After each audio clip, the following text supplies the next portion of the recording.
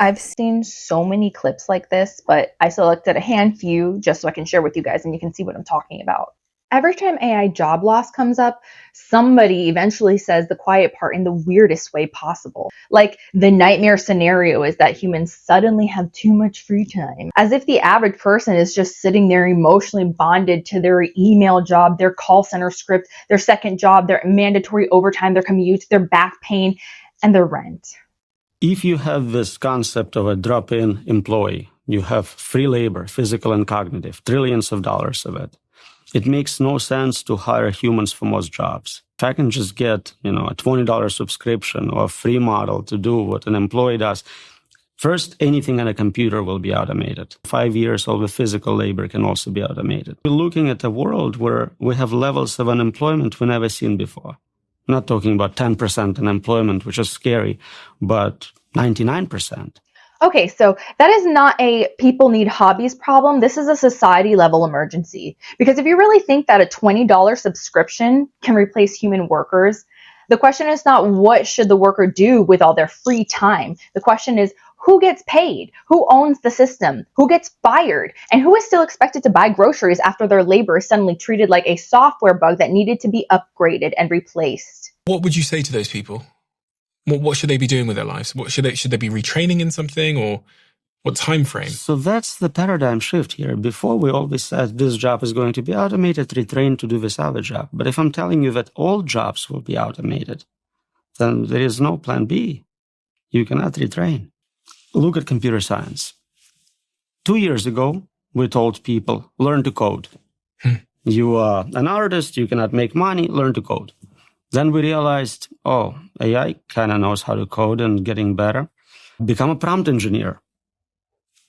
You can engineer prompts for AIs. It's going to be a great job. Get a 4-year degree in it. But then we're like, AI is way better at designing prompts for other AIs than any human. So that's gone. So I can't really tell you right now the hottest thing is design AI agents for practical applications. I guarantee you in a year or two, it's going to be gone just as well. So I don't think there is this occupation needs to learn to do this instead. I think it's more like we as a humanity, then we all lose our jobs. What do we do? What do we do financially? Who's paying for us? And what do we do in terms of meaning? What do I do with my extra 60, 80 hours a week? Well, that's unsettling. Because for years, workers were told to adapt, reskill, learn to code, move faster, be more flexible. And now, the same people are describing a future where the ladder keeps disappearing every time somebody reaches for the next rung. At some point, this stops being a personal responsibility story. You cannot self-improve your way out of an economy that is being redesigned to need fewer humans. The hard problem is, what do you do with all that free time?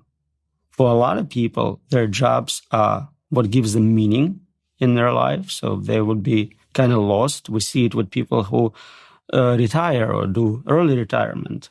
And for so many people who hate their jobs, they'll be very happy not working.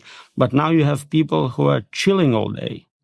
What happens to society? How does that impact crime rate, pregnancy rate, all sorts of issues? Nobody thinks about. Governments don't have programs prepared to deal with 99% unemployment. This is the part where I need everybody to slow down for like 2 seconds. Because what happens when people are chilling all day is such a revealing way to frame mass job loss. People are not toddlers who become dangerous when you stop assigning them homework. If society falls apart after AI replaces work, it will not be because humans had too much free time. It will be because millions of people lost income, structure, healthcare, housing stability, social status, and any realistic path to rebuild their lives. So it's not a too much free time problem. And I think it says a lot when the imagined danger is regular people having empty hours, instead of billion-dollar companies owning the system that made them economically unnecessary. People already know how to fill time. They raise kids, care for parents, they make art, volunteer, they build things, they learn, they rest, they heal. The problem is that none of that pays rent under the system that we currently live in. So when people say, what will humans do without jobs? My answer is probably all the things that humans have always wanted more time to do. The real question is whether they will be allowed to survive while doing them. Universal basic income? Give everybody money? Yeah, I think that's a good start. And it stops people starving. But for a lot of people, their dignity is tied up with their job. I mean, who you think you are is tied up with you doing this job, right? Yeah. And if we said, we'll give you the same money just to sit around, that would impact your dignity. This is the part that bothers me. Because yes, people need dignity, obviously. But who decided dignity has to come from being economically useful to somebody else? Seriously, when elite intellectuals talk about work giving people meaning, they're usually talking about work that is prestigious, autonomous, creative, flexible, identity building. That is not the same thing as being underpaid, micromanaged, exhausted, physically wrecked, and one paycheck away from disaster. A lot of people do not love the rat race. They love being able to feed their kids, having structure, being useful. They love not feeling disposable, and that is definitely not the same thing. Some of the very wealthiest people in the world, Elon Musk, Jeff Bezos, Mark Zuckerberg, Larry Ellison, other multi-billionaires are investing hundreds and hundreds of billions of dollars into AI and robotics. Are these people staying up nights worrying about working class people and low income people? Is that why they're doing this investment? They should be, but I don't think they are. And I think many of them haven't really absorbed Keynes, that if the workers don't get paid, there's nobody to buy their products.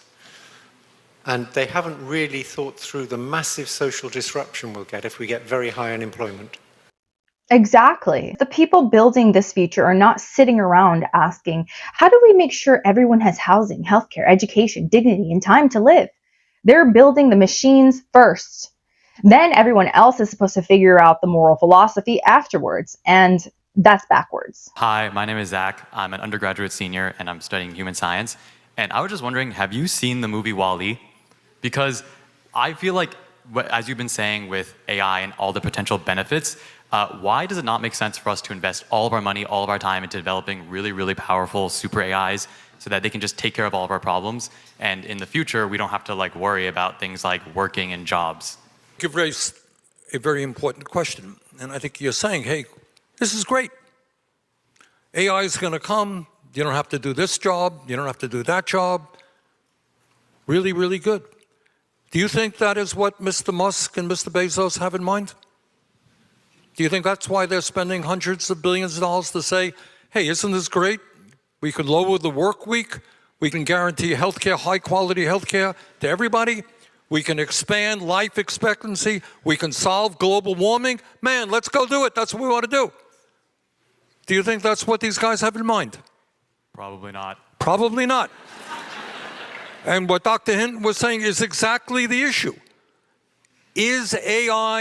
Are AI and robotics inherently bad? Absolutely not. That is the whole thing. AI replacing work could be liberating. It could mean shorter work weeks, safer jobs, better healthcare, more time with your family, more time to create, learn, rest, build, care for people, actually live, but only if the benefits are shared. If the same handful of people who own the machines, own the platforms, own the data centers, own the models, and then sell human replacement back to the rest of society, that is not exactly what I would call liberation or utopia. People do not need wage slavery to have a purpose. They need stability, autonomy. They need community. They need a way to contribute without being economically coerced. And if AI is really about freeing humanity from work, then prove it. Lower the work week. Protect people. Share the gains. Stop acting like the crisis is humans having too much free time. The crisis is building a future where human beings become optional before anyone agreed on what they were owed. If you are new here, hi, well, so am I. This is a new channel. My name is Rose. I'm an ICU nurse and a psychiatric mental health nurse practitioner. Here on this channel, I discuss all things AI psychology, AI companion attachment, and of course, I'll be sprinkling in some ICU fun facts and tidbits here or there. If those are things that interest you, don't forget to like, comment, and subscribe. Definitely leave your thoughts down below. I love hearing from you guys, and I will catch you in the next video.